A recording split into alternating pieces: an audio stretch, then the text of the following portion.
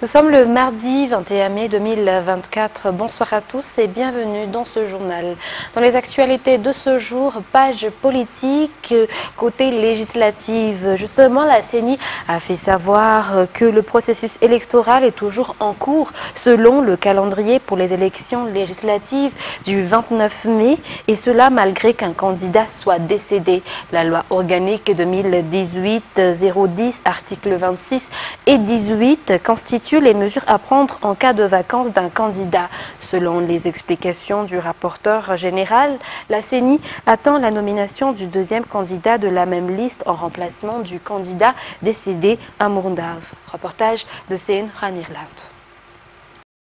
La constatation de vacance d'un candidat suite à son décès pour l'élection législative n'est pas la même que celui de l'élection présidentielle, comme le stipule la loi organique 2018-010 concernant la vacance de poste, selon un juriste.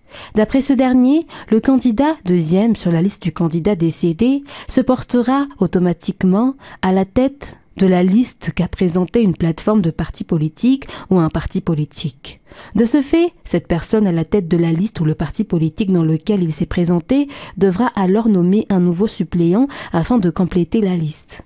Le décès d'un candidat n'aura aucun impact sur le processus électoral déjà établi, affirme de son côté le rapporteur général de la CENI.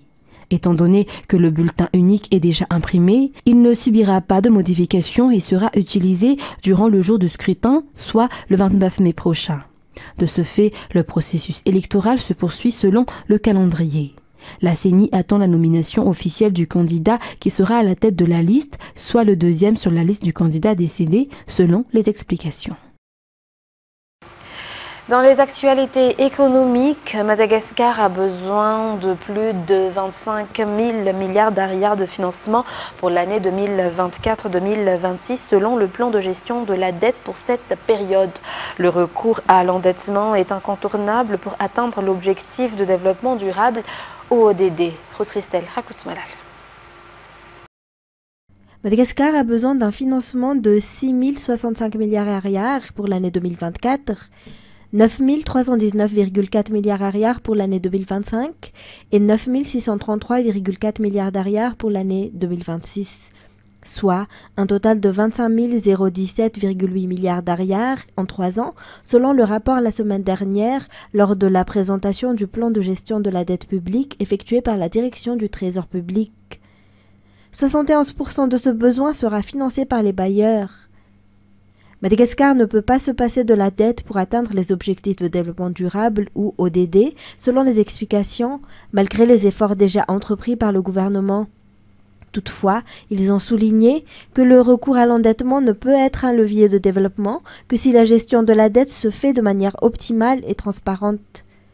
Pour rappel, le stock de la dette publique s'élève à 6 313,53 milliards d'arrières en décembre 2023, dont 81,46% de dette extérieure et 18,54% de dette intérieure. Le plan national foncier et la charte de partenariat phase 2 a été présenté et validé par tous les acteurs concernés par le domaine du foncier aujourd'hui durant un atelier qui s'est tenu à Anous. Cet atelier entre dans sa deuxième phase si des ateliers de consultation ont été déjà tenus au niveau des régions concernant ce plan national foncier. Le but de cette réforme est de coordonner le domaine du foncier avec la politique générale de l'État actuel. Reportage sur les images de Zara Ranjians. Parmi les grandes réformes mises en place au niveau du domaine du foncier en général figurent la dématérialisation et l'utilisation du digital afin d'éviter les problèmes liés à l'utilisation des documents. Cette nouvelle stratégie apporte diverses réformes au niveau du foncier et parmi lesquelles la mise en place d'un plan national foncier qui entre dans sa deuxième et dernière phase actuellement. Selon le directeur général du Fonds national foncier, outre la mise en place de ce plan national foncier, il y aura aussi les réformes des lois foncières. Ces réformes doivent concorder avec la politique générale de l'État qui est de vulgariser l'accès au foncier et de permettre à tous les Malagasy de jouir de leurs droits et cela en toute légalité. Ce plan national foncier a été élaboré en 2023. Diverses consultations ont été déjà tenues au niveau des régions.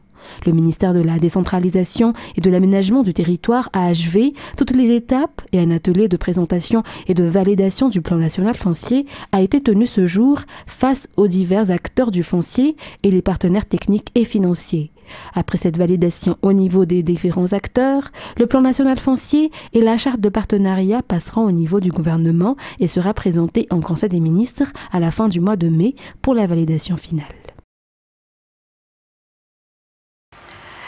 Et puisqu'on a parlé du domaine du foncier, justement, seuls les membres qui sont inscrits dans le domaine des géomètres et qui disposent de documents, les certifiants peuvent exercer en tant que géomètre à Madagascar, selon le président de l'Ordre des géomètres experts aujourd'hui. Ils sont actuellement 344 qui couvrent toutes les régions de Madagascar. Les usagers doivent néanmoins se méfier des personnes se faisant passer pour des géomètres qui sont actuellement de plus en plus nombreuses. L'Ordre des géomètres experts a tenu ce jour son assemblée générale de l'année dans le but d'élaborer des stratégies visant à améliorer le monde de ce métier. Reportage signé Oubrassa Manan et Anzara Razonarfel. Un géomètre expert n'est pas seulement chargé de relever les dimensions d'un terrain. Ces tâches vont beaucoup plus loin que le bornage ou la réalisation d'un plan d'un terrain. Il peut également avoir des responsabilités dans l'aménagement du territoire ou dans les constructions de bâtiments, la mise en connaissance et l'examen de la politique générale de l'État concernant le foncier, la distribution de cartes foncières, entre autres. L'Ordre des géomètres experts a réaffirmé sa volonté de collaborer avec l'État pour la réalisation de ce projet qui est en cours depuis déjà plus d'un an. En effet, les géomètres ont la compétence et l'expertise dans ce domaine du foncier et pourront ainsi apporter leur savoir-faire au service du peuple, notamment en matière de topographie, selon les explications. Néanmoins, les usagers doivent se méfier des personnes se faisant passer pour des géomètres, qui sont actuellement de plus en plus nombreuses. Seuls les géomètres inscrits sur le tableau de l'ordre, qui sont actuellement au nombre de 344 et répartis dans toutes les régions de l'île, et disposant les documents les certifiants, peuvent effectuer ce travail selon les explications du président de l'Ordre des géomètres. L'Ordre des géomètres experts a tenu ce jour son assemblée générale de l'année dans le but d'élaborer des stratégies visant à améliorer ce domaine d'activité. Et la ministre de la Justice s'est rendue à la prison d'Ampani le week-end dernier. Au cours de cette visite, elle a offert des matériels pour renforcer la formation des détenus ainsi que des ordinateurs à l'usage des pénitenciers. Cela dans l'optique de concrétiser le premier et le troisième pilier de la vision du président Andry Rajoelina. Les détails avec Rose Christelle Rakousmanal. Au total, 109 détenus, dont 5 femmes et 1 mineur, purgent leur peine au sein de la prison d'Ampani. La prison n'est pas seulement un centre de détention, rappelle la ministre Andjamanatena Soulinde Boulatine. Il incombe au ministère de la Justice de rééduquer les prisonniers afin qu'ils puissent affronter la vie et ne pas constituer un fardeau pour la société une fois libérés. Pour ce faire, ils reçoivent une formation pendant leur séjour en prison et la ministre de la Justice est venue leur offrir des outils tels que des machines à coudre et des matériels de menuiserie. Les agents pénitentiaires ont également reçu des lampes Cobra et des ordinateurs pour leur permettre de faire correctement leur travail. Cela a été fait pour remplir le premier et le troisième pilier du président Andry Rajoelina, lesquels portent sur le capital humain et la bonne gouvernance. Lors de cette visite, la ministre n'a pas oublié d'apporter du riz et des légumineuses pour compléter l'alimentation des prisonniers. Toujours dans cette page sociale, 30 apprenants ont été accueillis officiellement ce jour pour poursuivre la formation initiale de techniciens forestiers au Centre national de formation de techniciens forestiers ou CNFTF. Il s'agit de la 3e promotion pour l'année 2024-2025.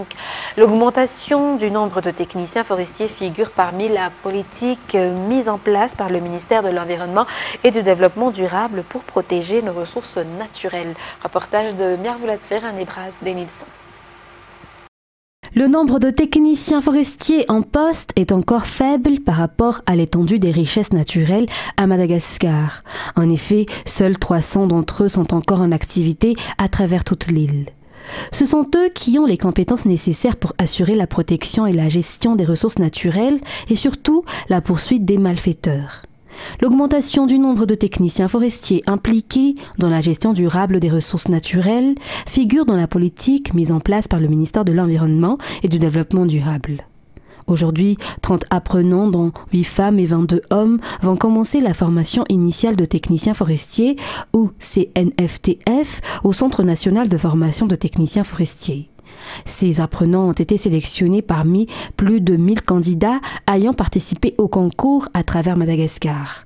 Cette troisième promotion sera formée pour une durée de 18 mois au CNFTF Ngavkil et à la fin de la formation, ils seront affectés dans tout Madagascar. À noter que de promotions ont déjà terminé la formation avec un total de 55 certifiés depuis la réouverture du centre en 2017. Le ministre de l'Environnement, Max Anurina Fontaine, a souligné que cette formation de techniciens forestiers répond aux 3 piliers de la politique générale de l'État préconisée par le président André Rajoelina, dont le capital humain et la bonne gouvernance, en vue de former des professionnels pour intervenir dans le domaine forestier à Madagascar. Et les travaux de réhabilitation de l'école primaire publique d'Amboy-Marne, Amboy-Mangarouve et la construction du logement et du bureau du directeur d'école sont achevés et prêts pour l'inauguration. Le président du Sénat, initiateur de ce projet, a accompagné ce jour le grand patron de la société Tozigreen lors de la visite du chantier. Cette société a répondu positivement à l'appel à contribution lancé par le président du Sénat pour la réalisation de ces travaux. Toujours un reportage de Mirvulasfer et Brasde Nielsen. Cette école primaire publique d'Amboy-Marne, Amboy-Mangarouve n'a pas été réhabilitée depuis 2001. Mais actuellement, elle a été rénovée et les travaux y afférents sont bel et bien achevés. Pour la réalisation de ce chantier, le président du Sénat, natif d'Amboy-Mangarouve, a sollicité la collaboration de Tozigreen qui a bien voulu y participer. Le grand patron de cette société italienne est actuellement de passage à Madagascar. Il a visité le chantier à Amboy-Marne, Amboy-Mangarouve, accompagné par le président du Sénat. D'après Andrea Tosi, participer à la rénovation de cette infrastructure est une contribution à l'amélioration de l'éducation à Madagascar. L'éducation est la partie plus importante pour le futur du pays. Ainsi que merci beaucoup pour donner nous l'opportunité de collaborer à cette très bonne activité. Et nous sommes ici à votre côté et à côté de tous les Malagasy pour développer conjointement le pays. Lors de cette visite, le président du Sénat, le général Ravolmanna Richard, a réitéré que celui qui prétend être patriote doit le prouver par des actes, et cela à travers des actions concrètes menées sur leur terre ancestrale. En effet, cette EPP est bâtie sur une terre appartenant à sa famille et la construction du bureau et du logement du directeur est entièrement prise en charge par la famille Rakutumanan et Rasuavelmanan, les parents de l'actuel président du Sénat. Hormis la contribution aux travaux de réhabilitation de cette EPP, Tozigreen offrira également des tables bancs à l'EPP Amboy-Marne, Amboy-Mangarouve et installera des panneaux solaires pour cette nouvelle infrastructure. Les travaux menés à l'EPP d'Amboy-Marne sont terminés. L'inauguration se tiendra début juin. Et retour justement sur les fêtes de Pentecôte, 183 patients ont été reçus par la JRA et 8 personnes ont par contre perdu la vie durant le week-end de la Pentecôte. Au niveau du service des urgences, 124 personnes malades y sont passées et 28 d'entre eux ont dû être hospitalisés. Des accidents dus à des rixes ou encore du fait de l'abus d'alcool sont les cas les plus fréquents et 35 sont passés au niveau de cet hôpital. 33 cas d'accidents de circulation ont été également recensés. Du côté de la réanimation, 12 malades y sont passés, dont 3 ont dû être hospitalisés pour cause de coma éthylique selon les informations. 2 cas d'intoxication alimentaire ont été également recensés durant ces fêtes de la Pentecôte au niveau de l'hôpital Agière. Passons à présent à l'international. Des dizaines de milliers d'Iraniens ont rendu hommage aujourd'hui au président Ebrahim Raïssi, dont le décès a ouvert une période d'incertitude politique avant une présidentielle pour désigner son successeur le 28 juin prochain. France 24. À Tabriz, des dizaines de milliers de personnes rassemblées sur la place principale. Ces Iraniens sont venus rendre hommage à Ebrahim Raïssi, au ministre des Affaires étrangères et aux 6 autres victimes du crash de l'hélicoptère présidentiel dimanche. Conduits dans ce camion à travers la foule en deuil, les 8 cercueils ont ensuite été transférés à Téhéran. Dans la capitale, des milliers d'Iraniens viennent se recueillir depuis l'annonce de la mort du président ultra-conservateur, qui était considéré comme l'un des favoris pour succéder à l'ayatollah Ali Khamenei. Raïssi était un président très populaire. Il se souciait des gens et travaillait pour le peuple. Et outre le peuple iranien, il se souciait également des intérêts de la région. Un bilan toutefois à pondérer.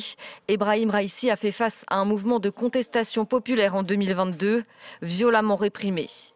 Ces 3 ans de présidence ont été marqués par une crise économique amplifiée par les sanctions américaines, mais aussi par l'aggravation des tensions avec Israël depuis le début de la guerre dans la bande de Gaza en octobre. Les funérailles du président se poursuivront mercredi, qui sera férié. Puis la dépouille d'Ebrahim Raïssi sera conduite jeudi matin dans la province du Khorasan du Sud et enfin dans sa ville natale, Marchad, où il sera enterré. Et l'Espagne a décidé définitivement de retirer son ambassadrice en Argentine après le refus du président argentin Javier Milei de présenter des excuses pour ses propos sur le Premier ministre espagnol et son épouse, a annoncé aujourd'hui le ministre espagnol des Affaires étrangères. France 24.